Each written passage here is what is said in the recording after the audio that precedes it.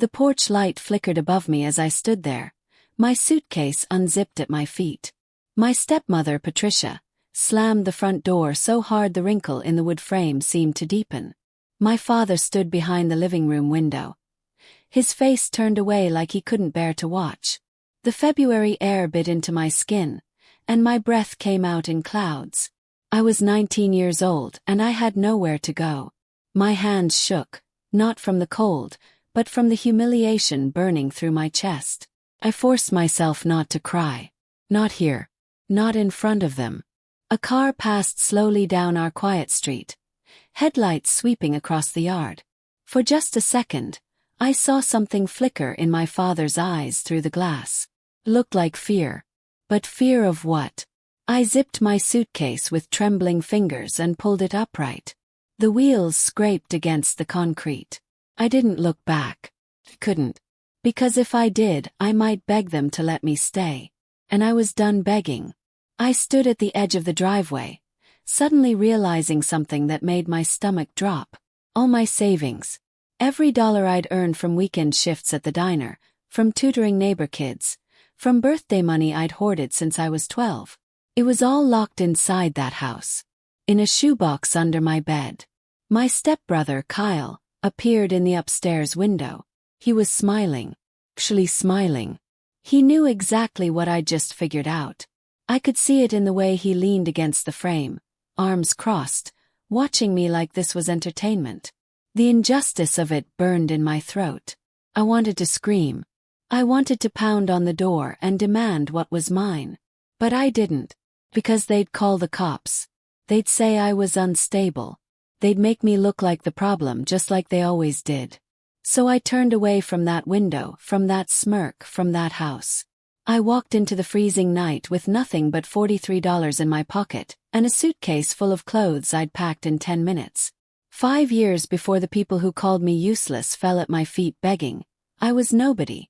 Just a girl with no plan and no hope. But now, I stood in a building with marble floors so clean you could see your reflection. My name, Elena Carter, was printed on the glass wall behind the reception desk. Assistant Vice President of Urban Development. The letters were gold. Permanent. Real. I adjusted my blazer and checked my watch. I had a meeting in 20 minutes with the mayor's office. My assistant knocked softly and stepped inside my corner office. Her face looked worried. "Someone's here to see you," she said quietly. "They don't have an appointment, but they're insisting it's urgent. They say they're family." My chest tightened. Family. I hadn't heard that word applied to me in years. "Ooh," asked, keeping my voice steady. She hesitated. "A woman named Patricia, a man named Kyle, and an older man who says he's your father." The room seemed to tilt. But I kept my expression blank, professional. "Tell them I'll be down in 5 minutes." I took the elevator down to the lobby, my heels clicking against the tile as I stepped out. And there they were. Patricia looked smaller than I remembered, her hair streaked with more gray, her coat wrinkled and old.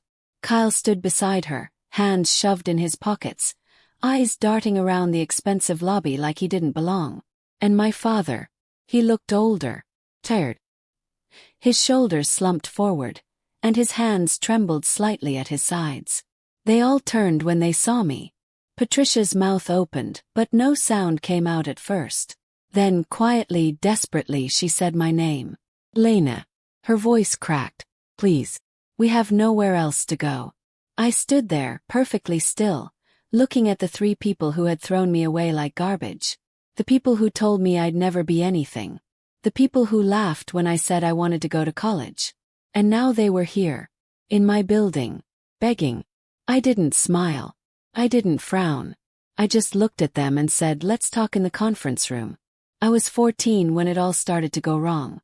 My mother died when I was 12, and my father remarried a year later. Patricia came into our lives like a storm, rearranging everything, redecorating rooms, throwing out my mother's things before I could save them. She brought Kyle with her.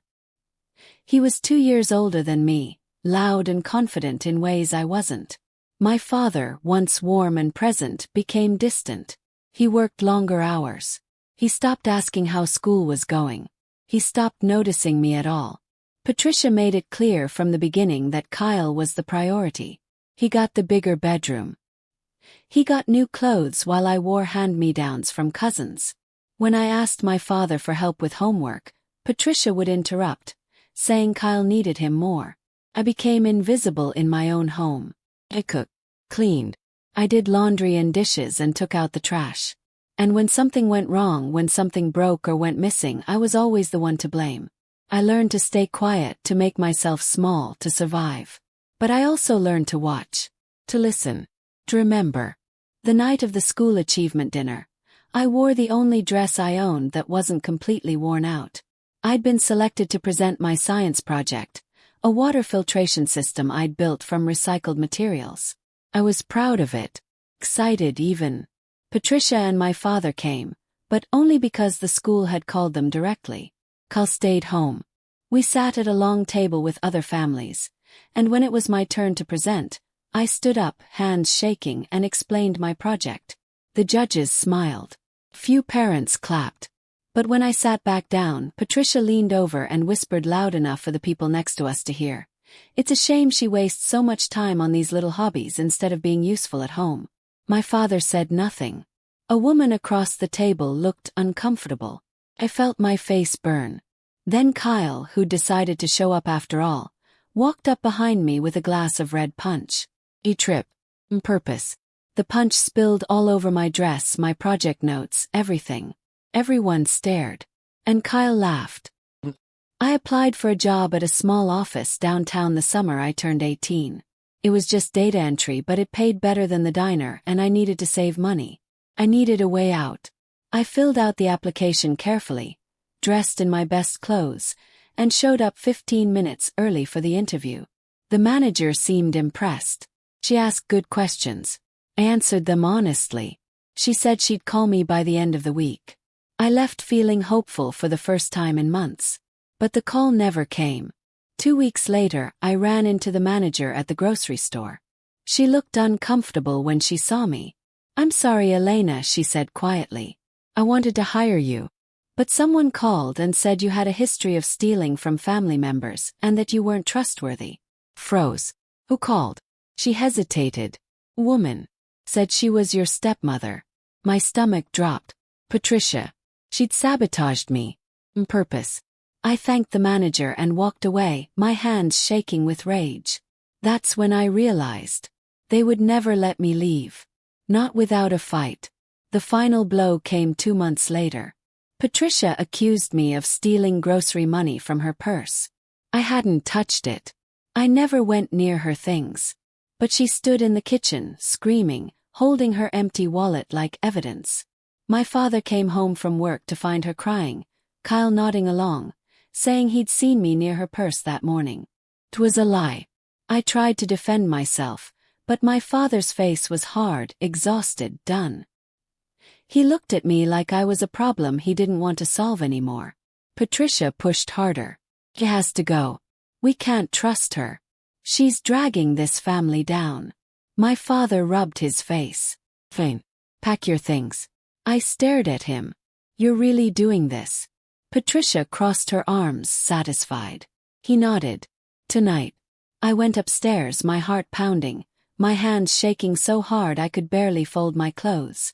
I heard them talking downstairs, Patricia's voice smug, my father's voice flat. I wasn't even finished packing when Patricia came upstairs and told me to leave. Before I could even zip my suitcase, I was thrown out into the freezing night, humiliated, broken, and alone.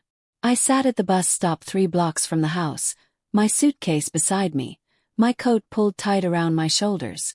It was almost midnight. The streetlight above me buzzed and flickered. I had $43, no plan, and no idea what to do next. My phone had 12% battery left. I scrolled through my contacts looking for someone, anyone who might help. Most of my old friends had drifted away over the years. Patricia had made sure of that. She'd told people I was difficult, troubled, unreliable. A man walking his dog passed by and asked if I was okay. I nodded quickly, too proud to admit I wasn't. He walked on. I sat there in the cold, feeling smaller than I'd ever felt. And then I remembered Mia. We'd been lab partners in chemistry 2 years ago. She'd been kind to me, even when no one else was. I wasn't sure she'd even remember me. But I had no one else. I pulled out my phone and texted her. "It's Elena. I know this is random, but I need help. Can you call me?" 3 minutes later, my phone rang. Mia picked me up 20 minutes later in her old sedan. She didn't ask a lot of questions. She just took one look at me, at my suitcase, at my puffy eyes, and said, "Get in." She drove me to her apartment, a small one-bedroom place she shared with her older sister. They gave me the couch, a blanket, and leftover pasta. Broke down. For the first time since my mother died, I cried. Really cried. Mia sat beside me and didn't say anything. She just let me fall apart. When I finally stopped, she handed me a tissue and said, "You're staying here until you figure things out." No arguments. Her sister Claire worked in HR at a big development company downtown. Over breakfast the next morning, she mentioned they had an internship opening. "It's competitive," she said. "But you're smart. You should apply." I looked at her like she was crazy. "I barely graduated high school. Have no experience." Claire shrugged. "Neither did half the people who work there. You just need to be willing to learn." Mia pushed the laptop toward me. "Why? What do you have to lose?" She was right. I had nothing left to lose. So I filled out the application right there at her kitchen table. And 2 weeks later I got the interview. The building was intimidating. All glass and steel, with revolving doors and security guards in the lobby. I wore a borrowed blazer from Claire and shoes that pinched my toes. My hands were sweating. I kept wiping them on my skirt. The interview was with 3 people. A department head, an HR manager, and a senior project coordinator. They asked me about my education, my goals, my strengths. I answered honestly. I told them I was a hard worker, that I paid attention to details, that I wanted to learn everything I could. They seemed surprised by how seriously I took it. "Most interns just want something for their resume," the coordinator said. "Why do you want this?" "Because I have something to prove," I said. "To myself." They exchanged looks. A week later I got the email. I was in. I started the following Monday.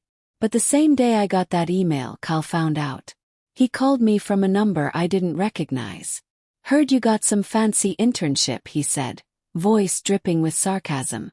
"Don't get too comfortable. People are going to find out what kind of person you really are." Then he hung up. I blocked the number. But I knew this wasn't over. The first few weeks were hard. I was the youngest intern, the least experienced, and the most desperate to prove myself. My supervisor, a woman named Vanessa, was sharp, demanding, and didn't tolerate mistakes. She assigned me tasks that seemed designed to trip me up. Filing reports with missing data. Tracking budgets that didn't match. Organizing meetings with conflicting schedules. But I didn't complain. I stayed late every night, double-checking everything, asking questions when I didn't understand, learning the systems faster than anyone expected. Other interns went out for drinks after work. I went home and studied company reports. One day, Vanessa handed me a massive project file and said, "Fix this." It was a mess. Budget projections that didn't add up, missing permits, outdated proposals. It would take days to sort through. I worked through the weekend. When I handed it back to her Monday morning, clean and organized, she stared at it for a long time. Then she looked at me. "Who helped you with this?" "No one." She didn't believe me. But she didn't say anything else. 2 weeks later, the CEO mentioned my work in a staff meeting. He didn't know my name yet. But he noticed. And that was enough. 3 months into the internship, I was asked to sit in on a meeting about cost-saving strategies. I wasn't supposed to speak. I was just there to take notes. But halfway through I noticed something. A line item in the budget that didn't make sense. A recurring expense that could be renegotiated. I hesitated. Then I raised my hand. "Excuse me." Everyone turned to look at me. The department head frowned. "Yes." I pointed to the screen. "This vendor contract. It's renewing automatically every year at a 5% increase. But if we renegotiate now, we could lock in a lower rate and save the company about $60,000 annually." The room went silent. The CFO leaned forward, squinting at the numbers. She's right. The department head looked at me, surprised. What's your name again? Elena Carter. He nodded slowly. Good catch. After the meeting, Vanessa pulled me aside. She didn't smile, but her voice was different. That was smart. Keep doing that. A week later, Patricia sent me a text. It was the first time she'd reached out since I left. We need to talk. Call me when you can. I stared at the message for a long time. Then I deleted it. I had nothing to say to her. 2 weeks later, Patricia called. I didn't answer. She left a voicemail. Her voice was softer than I remembered, almost apologetic. Lena, it's me. I know things ended badly, but I wanted to reach out. Your father and I have been talking, and we think maybe we were too harsh. We'd love to see you. Just coffee or something. Me know. I listened to it twice. Then I saved it. Not because I wanted to see her, but because I wanted to remember what manipulation sounded like. A few days later, she texted again. Your father may lose the house. We're behind on payments. Thought you should know. There it was. The real reason. They didn't want to reconcile. They wanted money. I didn't respond. Instead, I kept working. I got my first promotion 2 months later. Junior project analyst. Came with a salary, benefits, and a small office. I started saving. I started planning. And I started to realize something. I didn't need them. I never had. But they were going to need me. And when that day came, I'd be ready. Not with revenge, but with something better. Boundaries. My first promotion came with responsibilities I wasn't sure I could handle. But I worked harder than anyone else. I studied contracts on the train. I researched zoning laws at night. I learned how to negotiate with contractors, how to read architectural plans, how to manage timelines and budgets. Vanessa started trusting me with bigger projects. Then one afternoon, I was in a meeting with a vendor when someone knocked on the glass door. It was Kyle. He stood there in jeans and a wrinkled jacket, grinning like we were old friends. My colleague looked at me, confused. Do you know him? Kept my face neutral. Excuse me for a moment. I stepped outside and closed the door behind me. Kyle's grin faltered when he saw my expression. What are you doing here? I asked quietly. I wanted to see where my little sister works. Thought maybe you could help me out. I need a job. You need to leave. Come on, Elena. We're family. Well, we're not. His face darkened. You think you're better than us now. I think I'm done being used. Now leave before I call security. He stared at me, then turned and walked toward the elevator. But I knew this wasn't over. He'd come back. They always did. I made a decision that day. I wasn't going to confront them. I wasn't going to call them out publicly or try to make them admit what they'd done. I was going to let them believe I was still barely surviving, still struggling, still small, because that's what they needed to believe. And when the time came when they finally fell, it wouldn't be because I pushed them. It would be because they built their lives on lies, and lies always collapse eventually. So I stayed quiet. I didn't post about my promotions on social media. I didn't talk about my job to mutual acquaintances. I lived simply, saved aggressively, and kept building. 6 months later, my company announced an expansion into residential development projects. I was assigned to lead part of the research team. It was the biggest responsibility I'd ever been given. My supervisor pulled me aside. You've earned this, Elena. Don't doubt yourself. I didn't. For the first time in my life, I believed I deserved to be there. And that belief changed everything. It made me sharper, bolder, more confident. I stopped apologizing for taking up space. I stopped shrinking to make others comfortable. I became someone I was proud of. 3 years passed. I was promoted twice more. I moved out of Mia's couch and into my own apartment. Small but mine. I started mentoring younger interns, helping them the way Claire and Mia had helped me. I built a reputation for being fair, hardworking, and smart. People respected me, not because of my last name or my connections, but because I'd earned it. Then the financial crash hit. It started with the housing market and spread fast. Businesses closed. Unemployment spiked. My hometown, where my father and Patricia still lived, was hit hard. I heard through old classmates that my father's small contracting business had collapsed. That Patricia had been let go from her part-time bookkeeping job. That Kyle had been caught in some kind of fraud scheme at the car dealership where he worked. I didn't feel happy about it. I didn't feel vindicated. I just felt tired. And then my company received a proposal from the city council. A redevelopment project to revitalize struggling neighborhoods. Grant funding, tax incentives, new housing. It was massive. And because of my track record, I was assigned to lead the evaluation team, which meant I'd be reviewing proposals from my hometown, including the very neighborhood where my father still lived. The project was complex. Dozens of properties, zoning laws, environmental assessments, community input meetings. I worked 16-hour days for 2 months straight, building the proposal, coordinating with city officials, ensuring everything was airtight. My company's reputation depended on it. And so did my career. The mayor's office approved our plan. We were moving forward. I was promoted again. Assistant Vice President of Urban Development. The youngest person in company history to hold that title. I stood in my new office, looking out over the city, and felt something I hadn't felt in years. Not happiness. Not triumph. Just peace. It survived. It rebuilt. I'd become someone my mother would have been proud of. And then my assistant knocked on the door. There are 3 people in the lobby asking for you. They don't have an appointment, but they say it's urgent. They say they're family. My hands tightened on the edge of my desk. Ooh.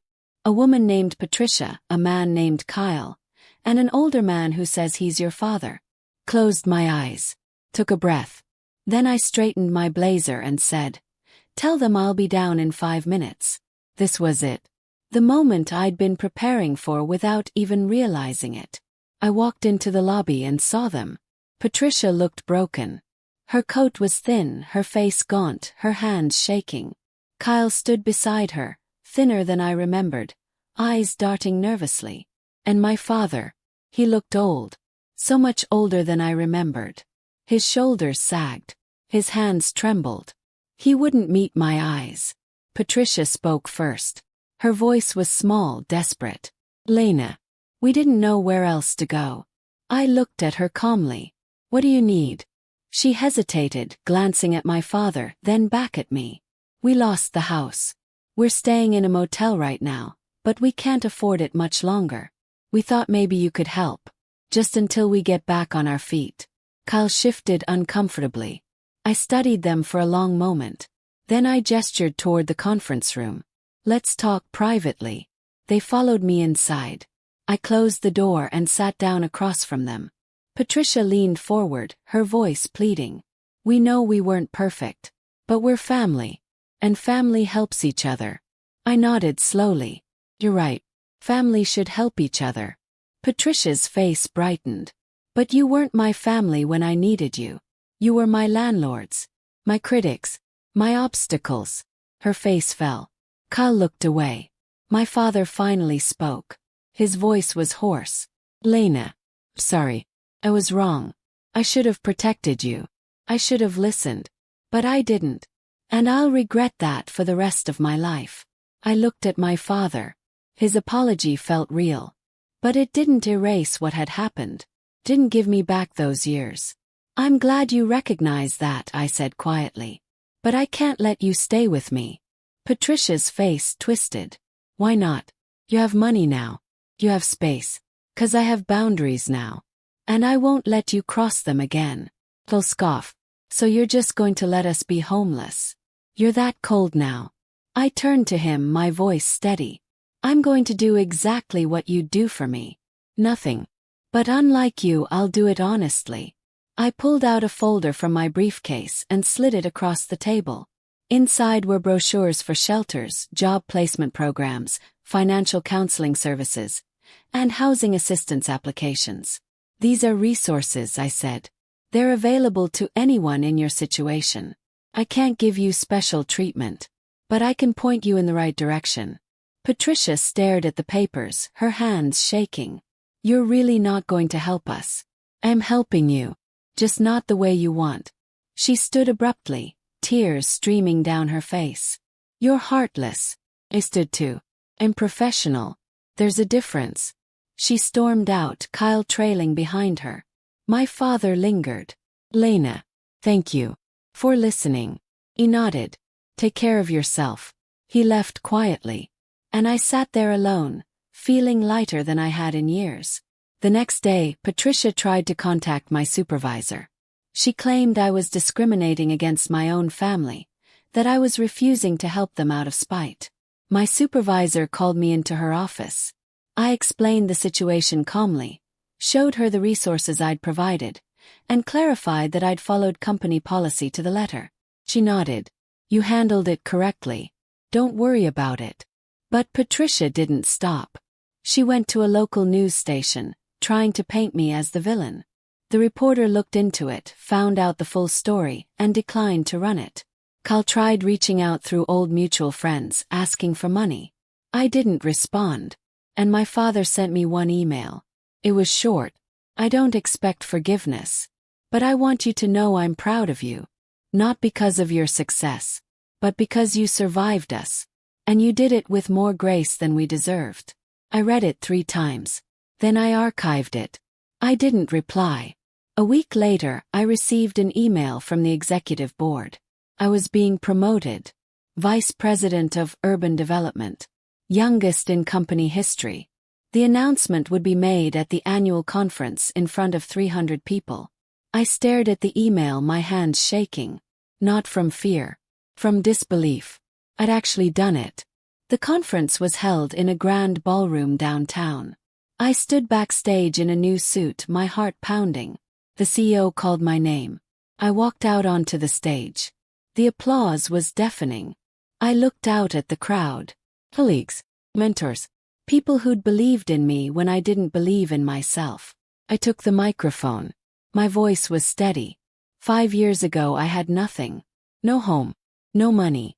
No plan. I was told I was useless. That I'd never amount to anything. The room was silent. But I'm standing here today because I stopped believing the people who tried to make me small. I started believing in the people who saw my potential. And most importantly, I started believing in myself. The applause was louder this time. I felt tears prick my eyes, but I didn't let them fall. Not yet. Thank you, I said, for giving me a chance to prove what I was capable of. I walked off stage to a standing ovation. And for the first time in years I let myself cry. Not from pain. From relief. From pride. From knowing I'd survived. I'd risen. And I'd done it on my own terms. A month later I drove back to my hometown. Not because I had to. But because I wanted to. I parked in front of the empty lot where my father's house used to be. It had been torn down as part of the redevelopment project. The land was cleared, ready for new construction. I stood there, staring at the space where I'd once felt so small, so trapped, so worthless. And I felt nothing. No anger. No sadness. Just clarity. I thought about the girl I used to be. The one who packed her suitcase in 10 minutes. The one who sat at a bus stop with $43 and no plan. The one who believed she'd never escape. And I realized something. She'd been stronger than anyone gave her credit for. Including me. I pulled a small notebook from my bag and tore out a page. I wrote 4 words. Know your worth. Then I folded it and tucked it into the chain-link fence that surrounded the lot. Maybe someone would find it. Maybe they'd need it the way I once did. I got back in my car and drove away. I didn't look back. There was nothing left to see. Only something new to build. 6 months later, I was invited to speak at a national leadership conference. The topic was resilience. I stood on that stage in front of 2,000 people and told my story. Not for sympathy. Not for applause. But because I knew someone in that audience needed to hear it. I talked about being discarded. About rebuilding from nothing. About the importance of self-worth and boundaries and refusing to let other people define your value. When I finished, the room erupted. People stood. Some were crying. Afterward, dozens of people came up to me. They shared their own stories. Their own struggles. Their own victories. And I realized something. My story wasn't just mine anymore. It belonged to everyone who'd ever been told they weren't enough. Everyone who'd ever been kicked out, looked down on, or counted out. I'd become living proof that you could survive the worst and still build something beautiful. That night, I sat alone in my hotel room, looking out at the city lights. My phone buzzed. It was Mia. She'd sent a photo of us from 5 years ago, sitting on her couch, me with puffy eyes and a borrowed blanket. The caption read, "Look how far you've come." Smiled, saved the photo, and sent back 2 words. We both did. I never heard from Patricia or Kyle again. My father sent one more email a year later. He'd gotten sober, found steady work, and was renting a small apartment across town. He didn't ask for anything. He just wanted me to know he was trying. I wrote back. I told him I was glad, that I hoped he found peace, that I'd forgiven him not for his sake but for mine, because holding on to anger was exhausting, and I was done being exhausted. Today I'm 26 years old. I'm the vice president of urban development at one of the most respected firms in the state. I mentor young professionals.